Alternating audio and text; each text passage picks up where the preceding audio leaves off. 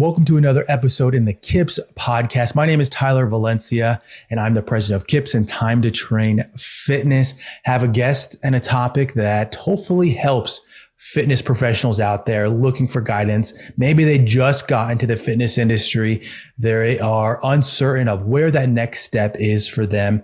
And I'm actually really excited to have Jeff Payne on the podcast. He's somebody that I have found his material on YouTube very helpful in terms of those fit pros out there just getting or even looking. You're looking at what certification to take, and he has a channel and I'll ask him in just a second to provide the subscriber count, but he's got some great content out there and he's going to talk more about himself. Jeff, thank you for coming on the podcast. Thanks for having me, man. I appreciate it. Yeah, let's kick it off with just give the audience a summary about who you are, what you're doing, where you're located, and how long you've been in the fitness industry.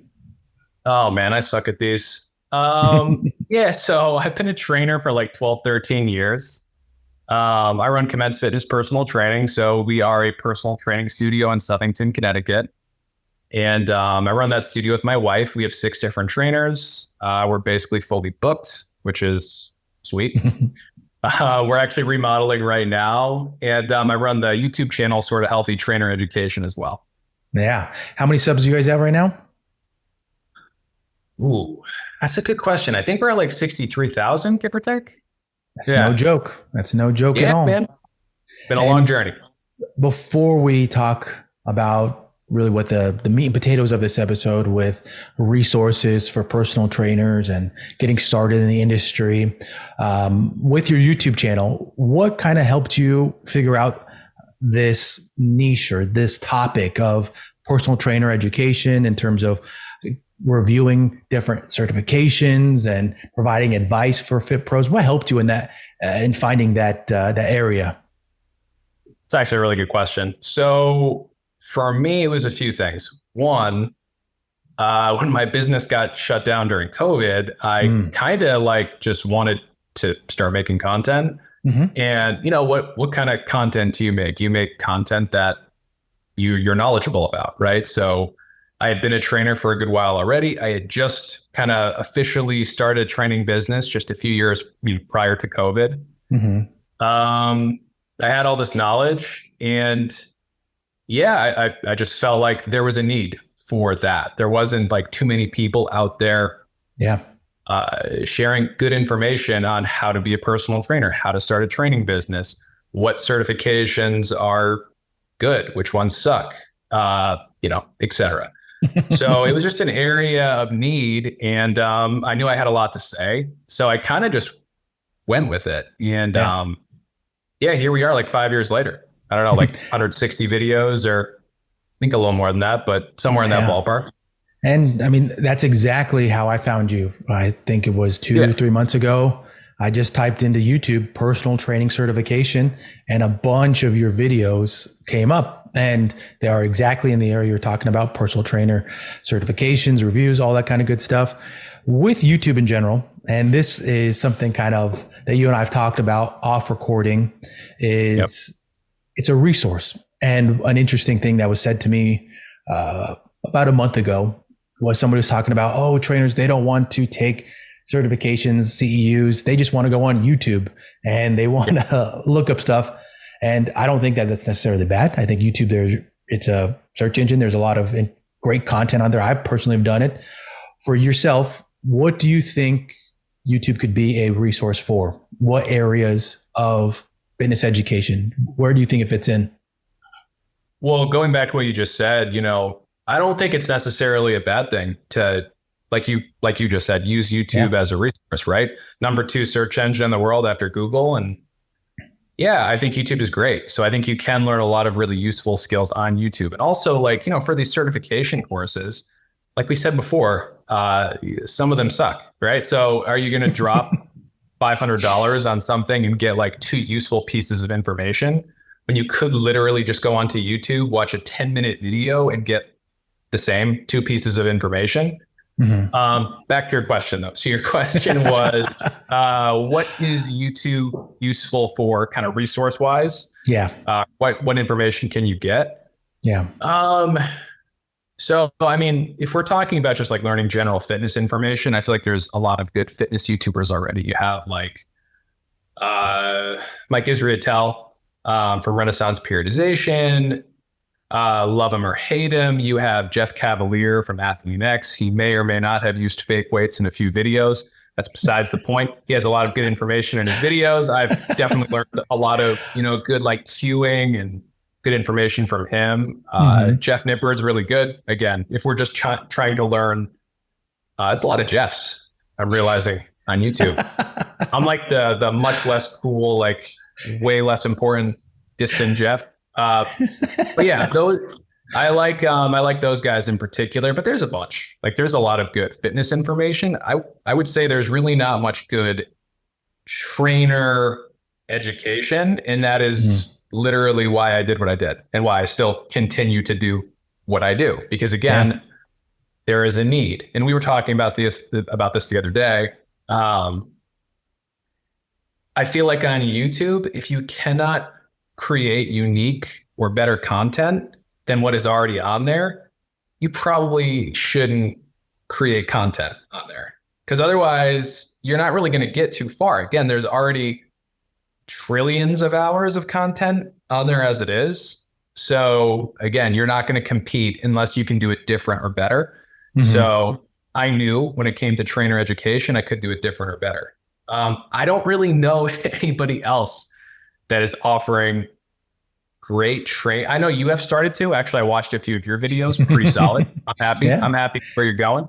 Yeah, you inspired me. There's not that much out there, right? Like I feel like when it comes to trainer education, there should be more. I feel like some of the bigger companies, like they put stuff out there, but I mean, their best stuff is clearly in their courses that you have to pay for, right? Yeah. So exactly what you mentioned with doing it differently. That was why I started making them in that realm. And I'll admit it right now, and I've told this to other YouTubers that I know, like they inspire me. And that's part of how you grow, in my opinion, on YouTube is you research, you look what other people are doing, and your background is different than my background. So it's a different spin on trainer education. And that was kind of like okay, why don't you give this a try? Why don't you see if this does get some traction, and hopefully it does help some individuals out there that are typing that in, just how I did, personal training certification, and hopefully it gives them just a different perspective for that purchase. Like that's something that I've said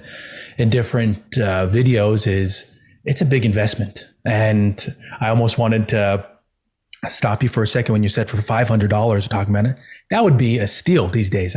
And we joked about that, about the cost of these certifications these days. $500 would honestly be a steal for an educational program.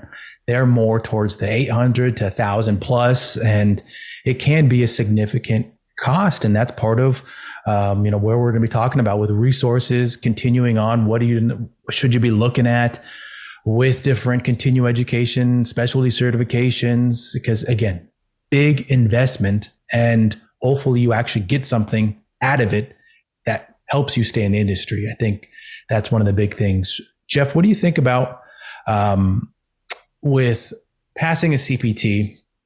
What type of education should they be looking at after? I know that's a big can of worms, and I'm just trying to segue into another part of this conversation here. So you just passed your CPT and you're getting your experience. What do you think are some valuable areas to invest in for education to help continue on in the industry? It's a good question. Probably not one that I get asked enough, to be honest. I would say if you're not already solid nutrition wise, like knowledge based, that's probably a good way to go. So precision nutrition. If you're already kind of in the NASM bubble, I'm actually going through their course right now. Seems like it's pretty decent. Again, some of that stuff probably should have been in their CPT course, but again, they did a pretty good job. Their courses are well made at the very least. Those are probably the two I would recommend right now. Like if you don't have a solid nutrition base, if you already have a solid nutrition base, some of the movement based ones could be pretty useful. Again, NASM has their CES, could be potentially helpful. FMS has a few. FRC, I haven't taken yet, but I hear it's really good. PPSC, I'm actually kind of just digging into their course now. So I would say that would be a good handful of ones to look at, depending on, what you're trying to do. Yeah. What are your thoughts? I know you've obviously done some work in this area as well. What do you think?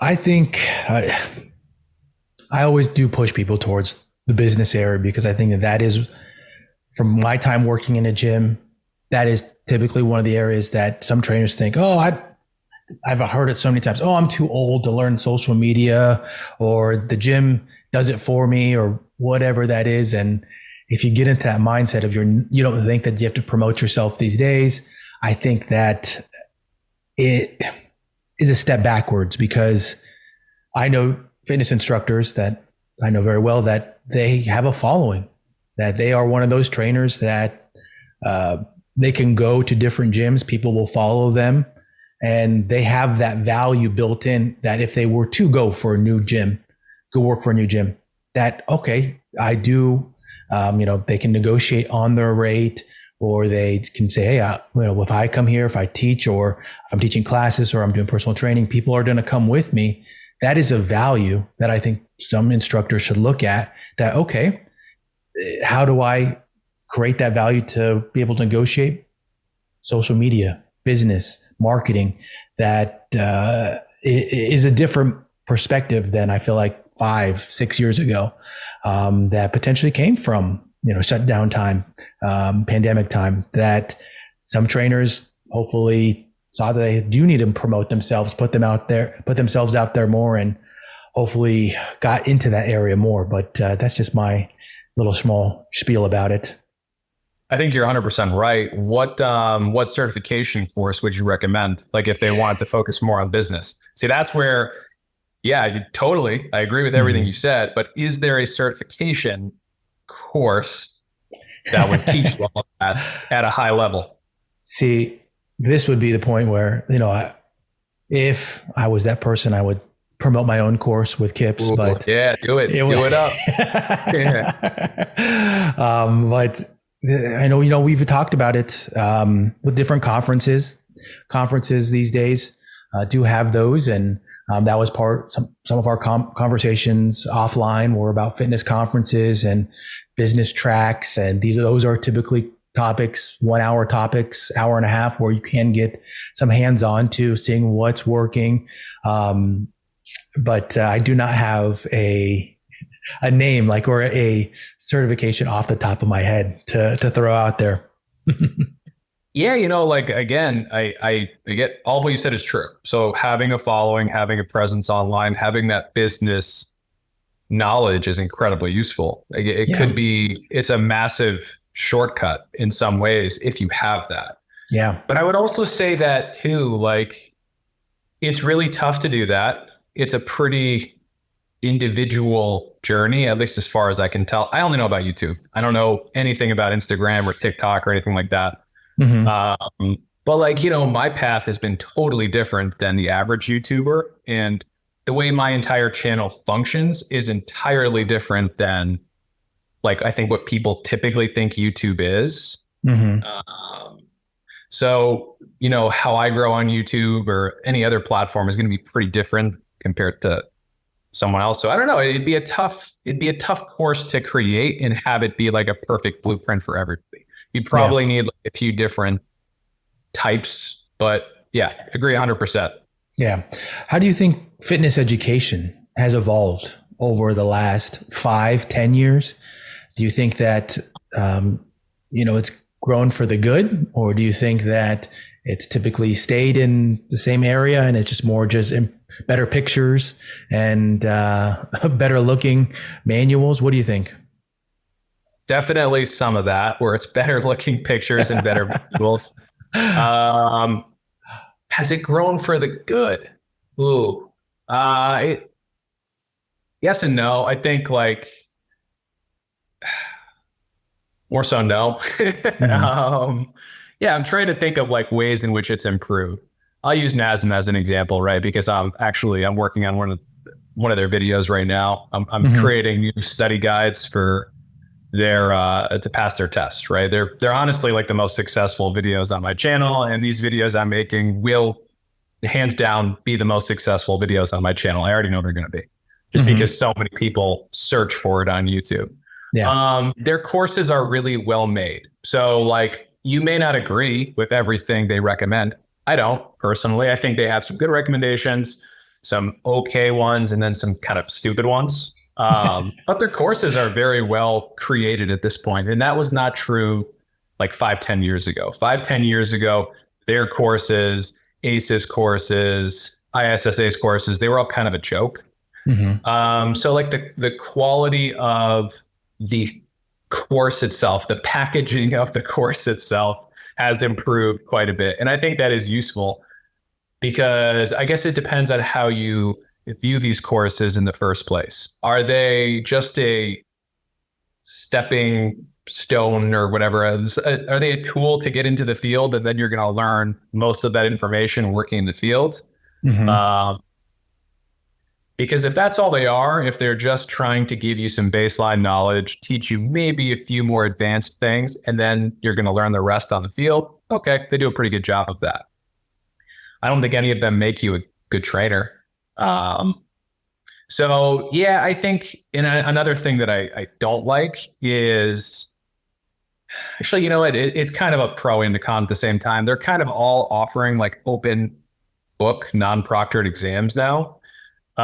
ACE literally just started theirs like a month or two ago. So NASM has one. ISSA, that's in my opinion, the only reason they're super relevant is because they were the first to offer that. And that kind of gave them like a differentiator from the other ones. NASM has theirs. So those are the biggest three, I would say, right now. I don't think that's a good thing. I don't think that's bad thing. There's probably some good and bad about them all offering that open book, non-proctored option. I think we got a long way to go in terms of education in the training industry. And I'll be honest, that's why we're still pretty successful on YouTube, is because there is still a void. There's not enough good information out there that people can access. Yeah. For listeners here, I want to give a little breakdown of kind of what Jeff was talking about there, because if that might be alarming or it might be news to somebody listening right now. So with certifications these days, that you have this option that either you can do a proctored or a non-proctored exam.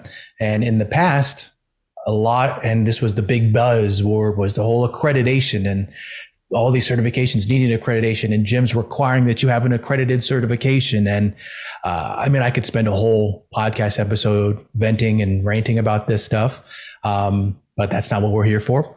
And making this switch over the last, over this year, 2024, has really caused a shift with gyms, hiring practices, and then also these fitness education companies, making it so somebody entering the industry, they could have this option of taking different programs, different certification exams.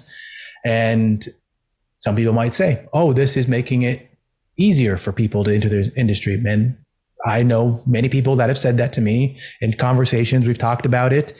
And I would say that people that have higher education, they might think that.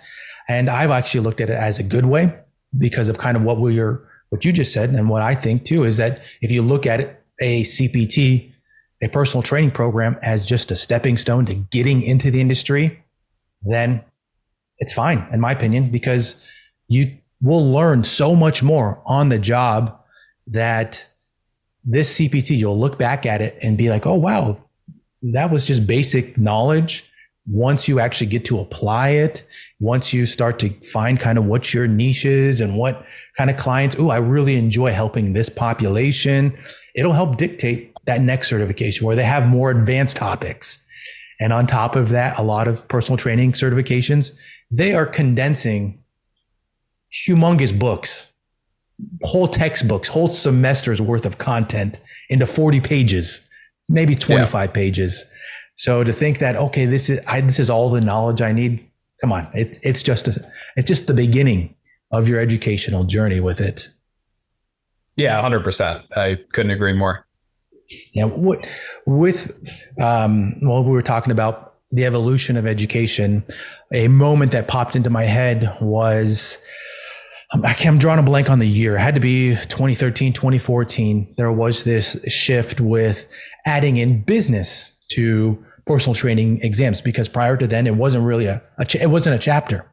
And then all of a sudden, excuse me, the job task analysis came back with accreditation standards, and they said, oh, this is now very relevant for personal trainers business. And this is, like I said, 2013, 2014, not that too long ago, 10 years ago.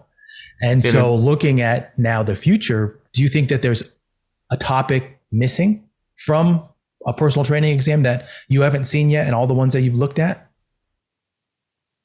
Yeah, that's a really good question as well. I would say when it comes to business, the only reason I think they are lacking in that area, and probably a lot of other areas too. So I don't think it's unique to business.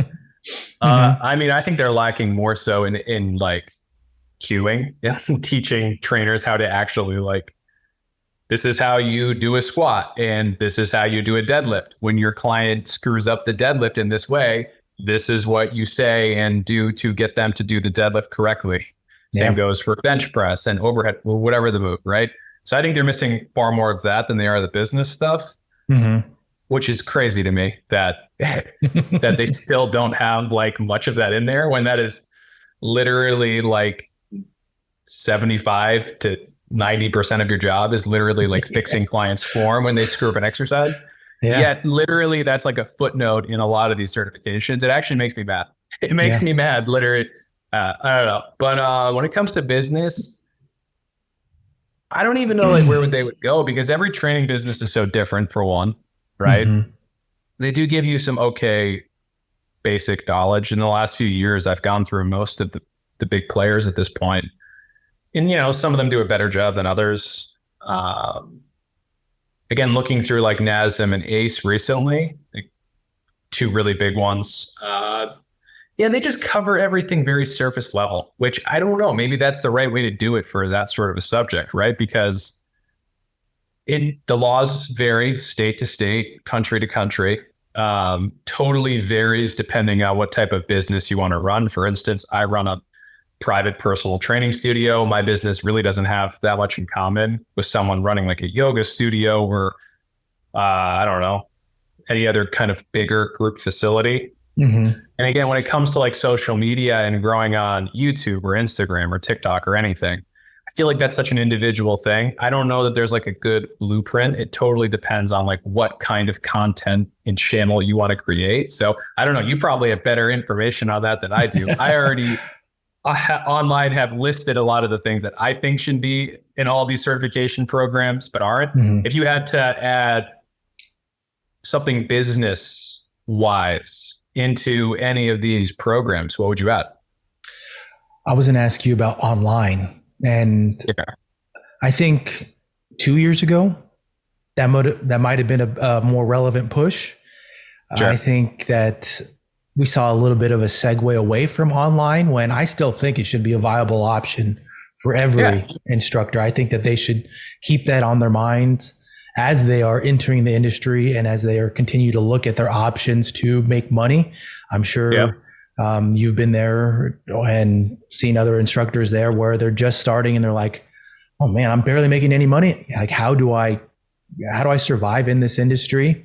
And I think online could be, and even at the most basic level, maybe you're just popping on a Zoom with somebody and they are in a different state than you.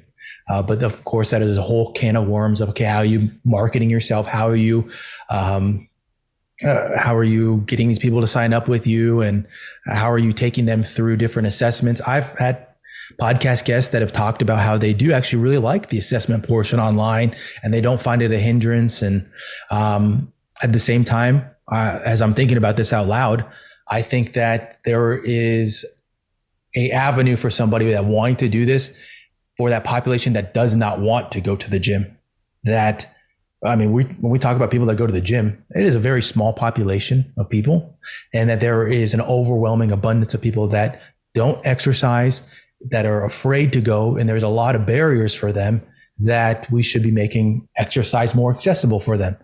And I could go off on a huge rant right here, and that's not the basis of this episode, but I think that just proves my point of online could potentially be that chapter, or that piece of education.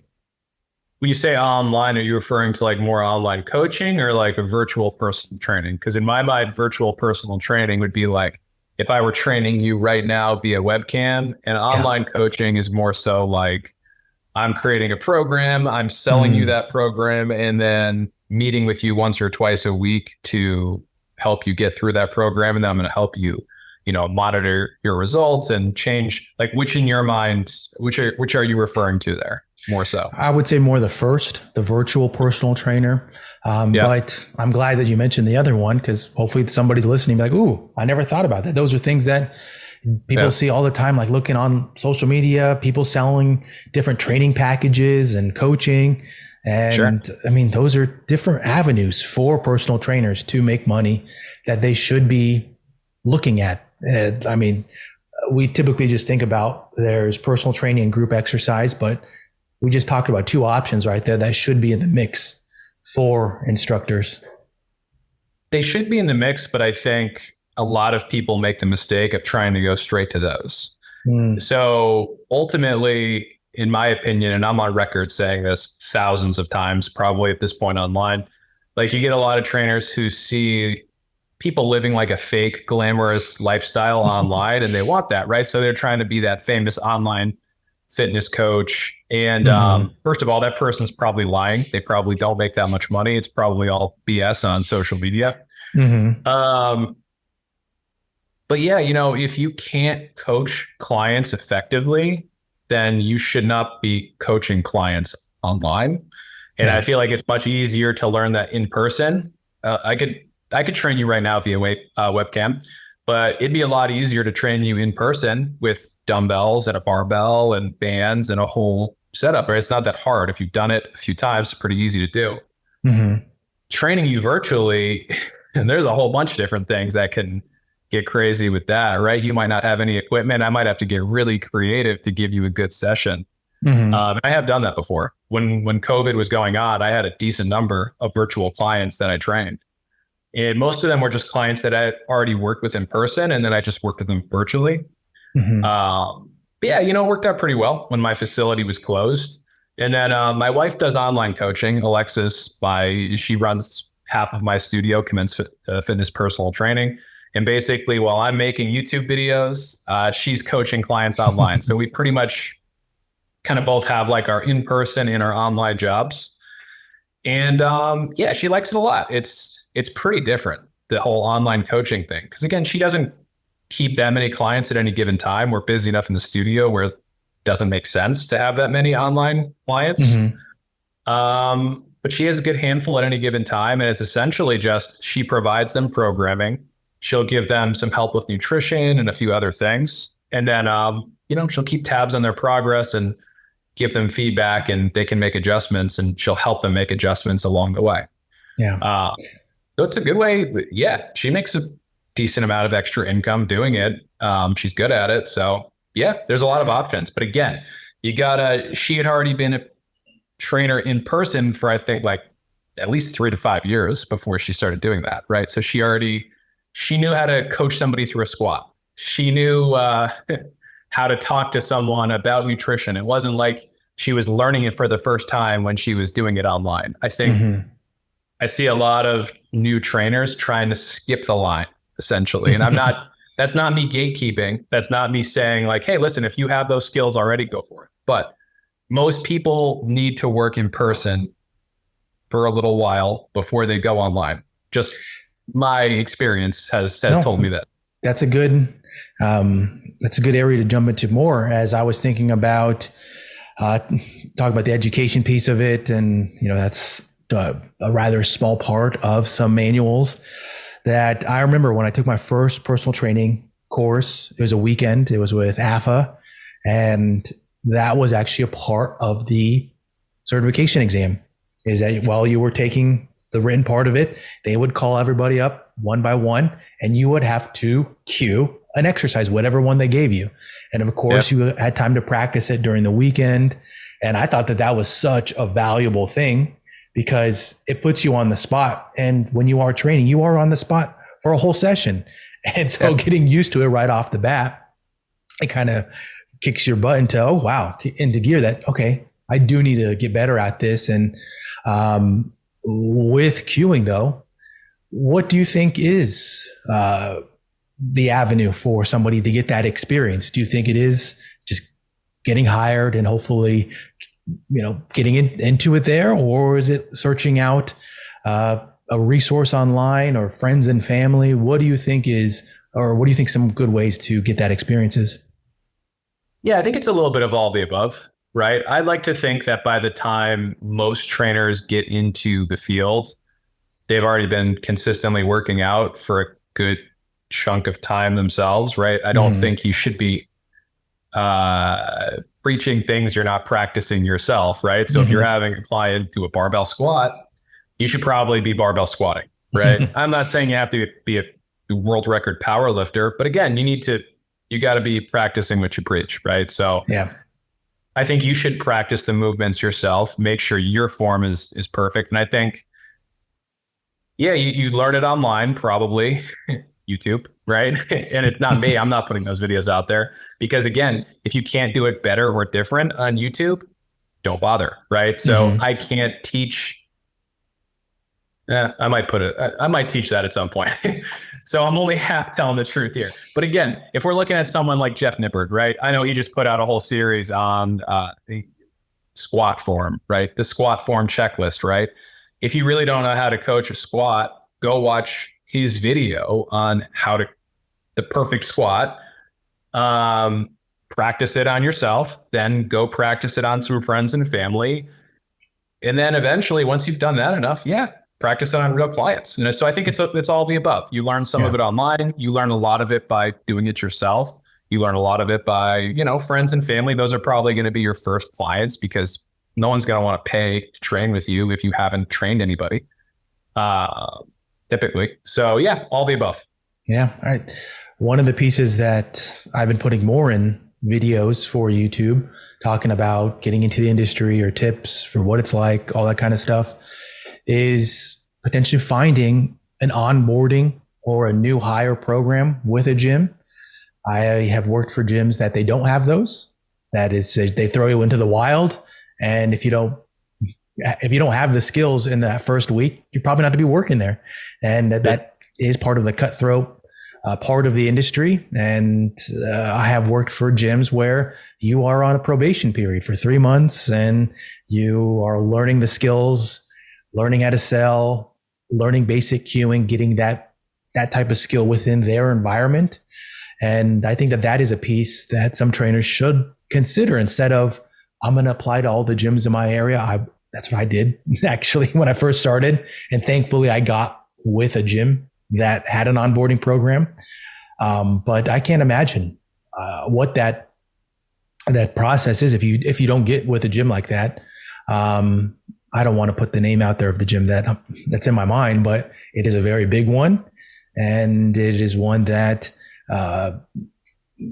I just don't see how somebody, if they were to work for this gym chain, that they would be able to last more than a week, because they'd fire you probably, which is probably not a good experience or a good motivation for somebody just entering the industry.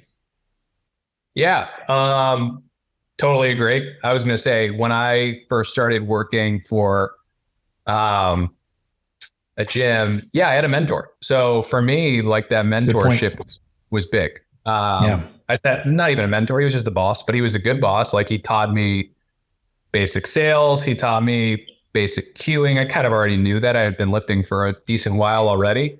But without that person, without that process, it's tough, man. You're going to struggle. Yeah. You're going to struggle.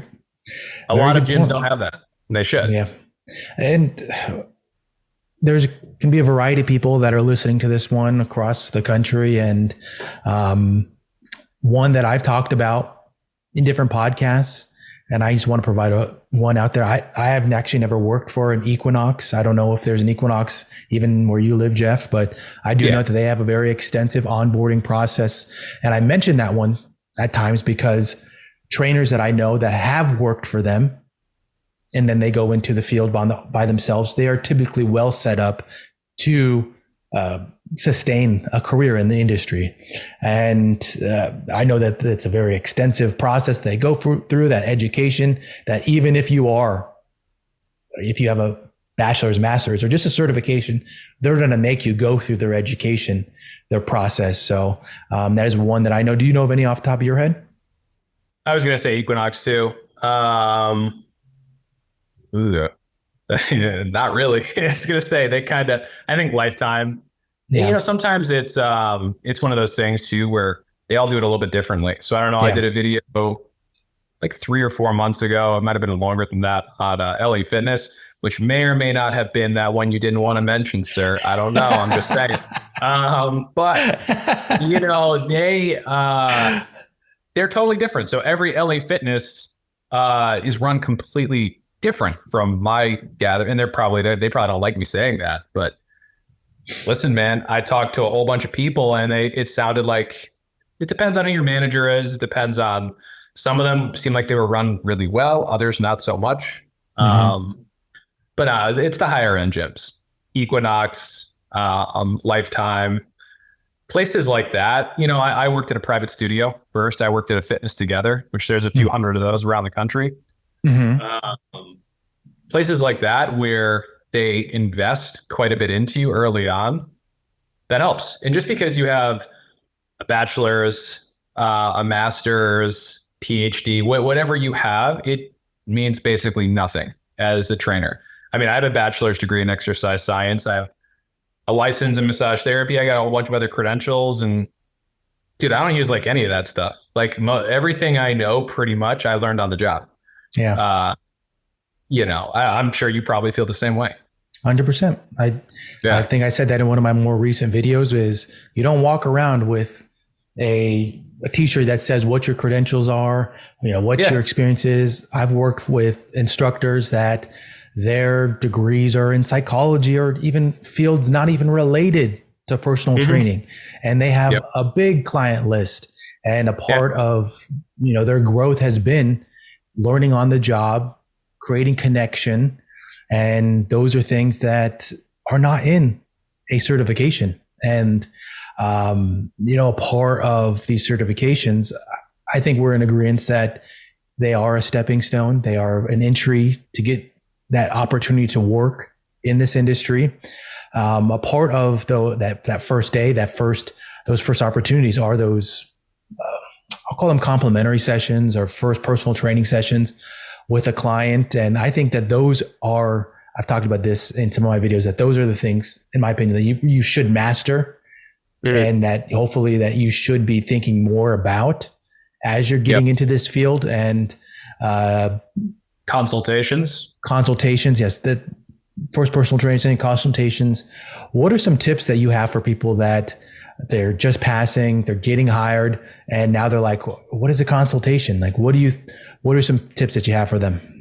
I mean, I got a full video on it. I'll admit it's a pretty old video, but it's definitely like one of the top ones on our channel. It still holds up. We're going to make a new one at some point this year, or maybe early next year. First off, I'm going to correct you on this, because definitely don't think of it as a first session. It's a consultation. It's a totally different thing, and you kind of have to treat it as such. If you do just a session with somebody, the odds of you selling like a high ticket package are, in my opinion, going to go down quite a bit. I mean, the best things to do, and I do think it's one of those things where actually, like, if you go and read what they actually say in the certification course, they kind of get that part at least fairly right. It's about rapport building. So you sit down with your client, you have a list of 5 to 10 questions that essentially you're going to figure out their goals. You're going to figure out their pain points. You're going to figure out essentially why are they here? Why are you potentially going to pay me thousands of dollars? Right. And you spend a lot of time talking about that. And that is the meat of that consultation. You're literally just sitting down, having a conversation, person to person, about essentially what they are trying to accomplish. And the focus should absolutely be on them, right? I know you're great at your job and you have all these credentials and you're awesome and you can do this and that. It's really not about you. It will eventually shift to you and why you can help them. Mm-hmm. But again, you have to kind of pick your moments carefully in that consultation, when you're talking to that client. Again, it's all about them, their goals, why they're seeing you. Things I also do in a consultation, in addition to that whole conversation piece, I do health history, which you really should just do day one, because again, it's an opportunity to, one, figure out if they have any issues, health issues. So we're talking PAR-Q, health history questionnaire, stuff like that. It's also a good opportunity to build rapport, and it makes you look professional. The fact that you're doing all of that on day one. I do take them through a sample workout as well on that first day. But again, that's to me, like, I've already sold probably at least half of my consultations before we even get to that sample workout. Just from the conversation and the health history, give them a quick tour of the facility, and yeah, they're already sold usually.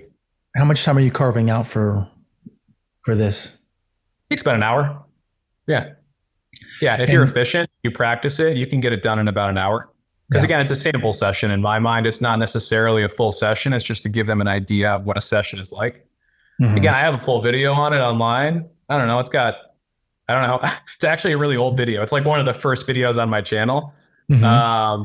If I made that video now, I can make it way better, but it's just, it still holds up. I mean, I'm still doing those consultations pretty close to the same. There's a few minor changes here and there for sure, but yeah, I mean, it's mostly just a conversation. Yeah. The reason why I brought it up is because I think that is a piece to practice.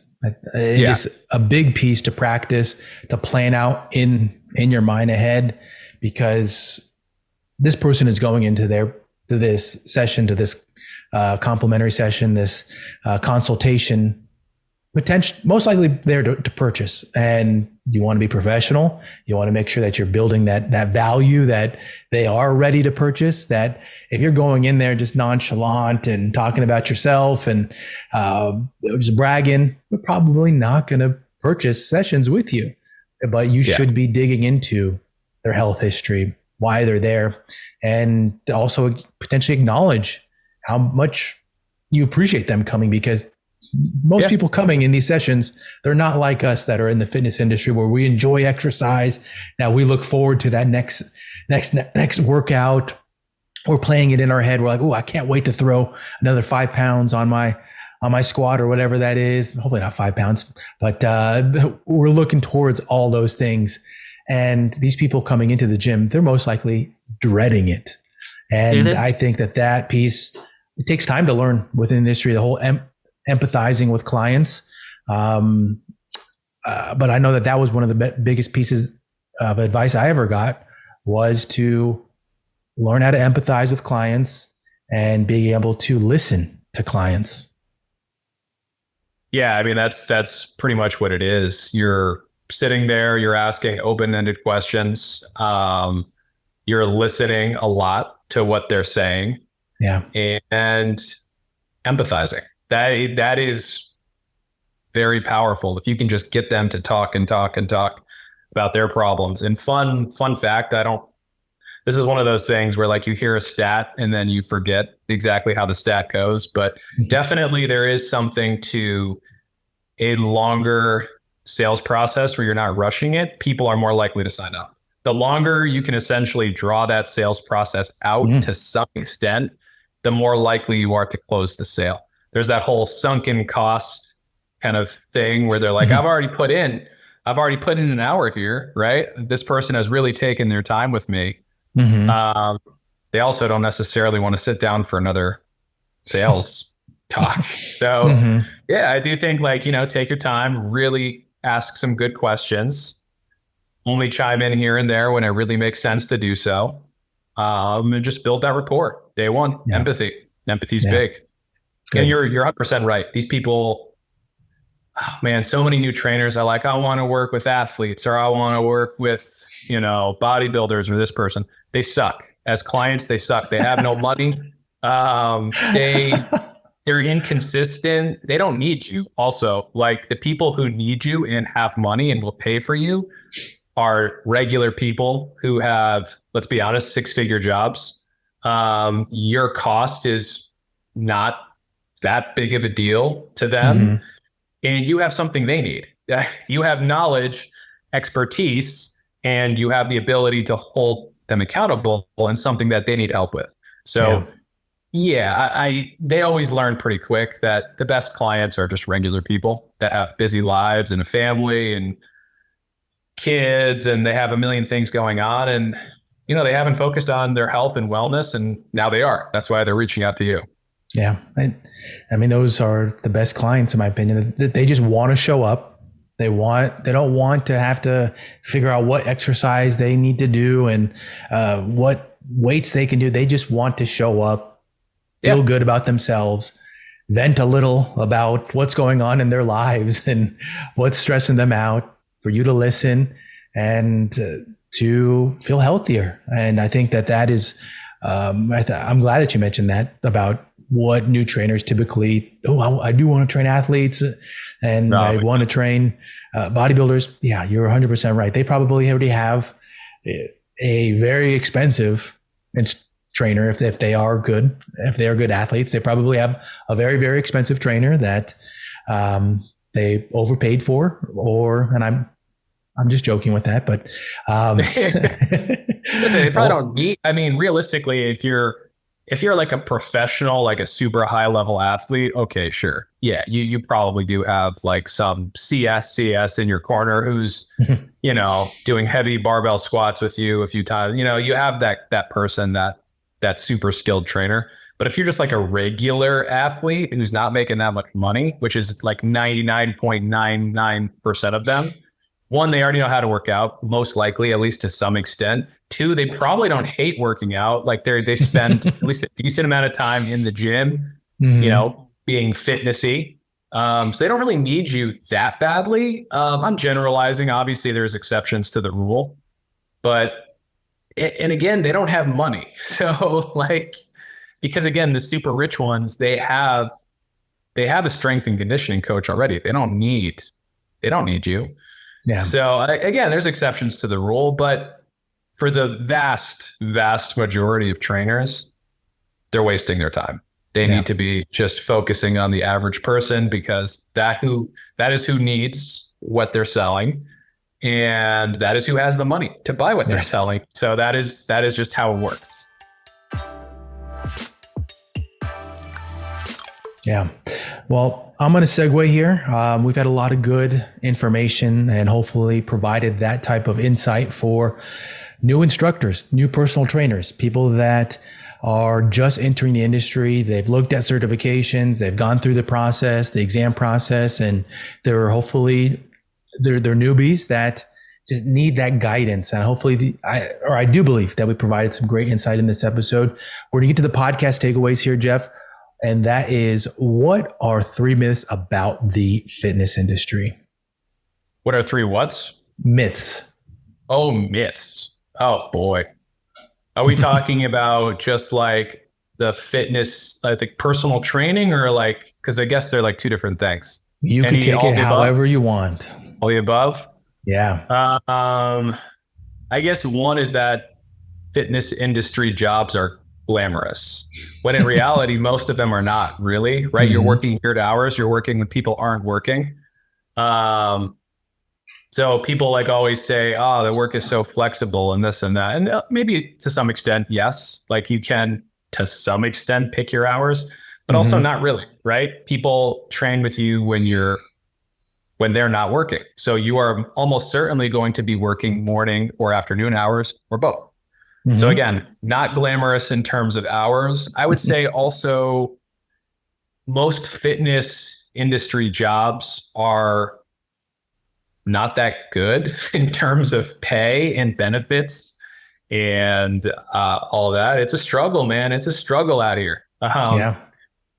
And yeah, I think that's a common misconception where people think they're going to come in and just kill it. And nope, you're going to have to grind and work really hard for a long time, unless you get super lucky. And even then, you're probably going to have to still grind and work really hard. Yep. Think of a third one. Third one would be physique. I think a lot of trainers specifically, but like just people working in the fitness space, think your physique matters more than it probably does. Not saying you should be completely out of shape, and you should be, again, practice what you preach. If you're going to have clients squat, you better be squatting. I think you should be healthy. I think you should be fit. And I think you should be working out at least a handful of times every week for as long as you're a trainer. But I don't know that looking, and I've done videos on this, I don't know that looking like a bodybuilder in the average gym or private facility really does you that much good. It probably doesn't hurt much, but I don't think it is as essential as some people. I think you have just an above average physique, be someone who works out, is pretty fit, and yeah, that's it. You don't need to be a bodybuilder or a fitness competitor to be successful in the fitness industry. So I guess I would choose that. Those are good. And I'm just going to add on to the last one there with the practicing what you preach. A part of that too is if you're spending more time in the gym, that means more eyes are on you. I can tell you from experience that when you're working out there, people are watching and they know who works there. And I've gotten clients like that, just working out myself. They come up to you, they say, "Oh, you work here, right? I can tell that you know what you're doing." And it leads to a conversation. It leads to, okay, how do we get started? And it literally eliminates the hardest part of the industry of gaining new clients. And if you are also doing that as well, most likely those bodybuilder type, the guys, the gym rats, they acknowledge too, "Oh, wow, like good technique," or they'll come up to you for questions. And those are things, again, spending more time in the gym doesn't hurt. And that's just my opinion on that. But before we sign off here, Jeff, please throw out your channel, the username for it, your website, and any social media that you want to throw out there. I would say if you're a trainer or somebody working in the fitness industry, Sorta Healthy Trainer Education on YouTube would be just where you're going to find me and find my content. That's pretty much it.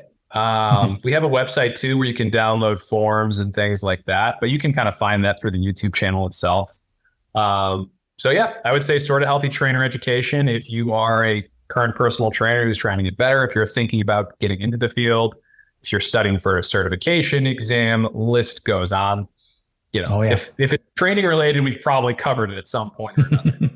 Great. Well, that's where you can find information about Jeff. I will have links in the description. And of course, his stuff will be tagged across the board. As always, thank you, Jeff, for coming on the KIPS podcast and providing all that great information. Thanks for having me, man. I appreciate it.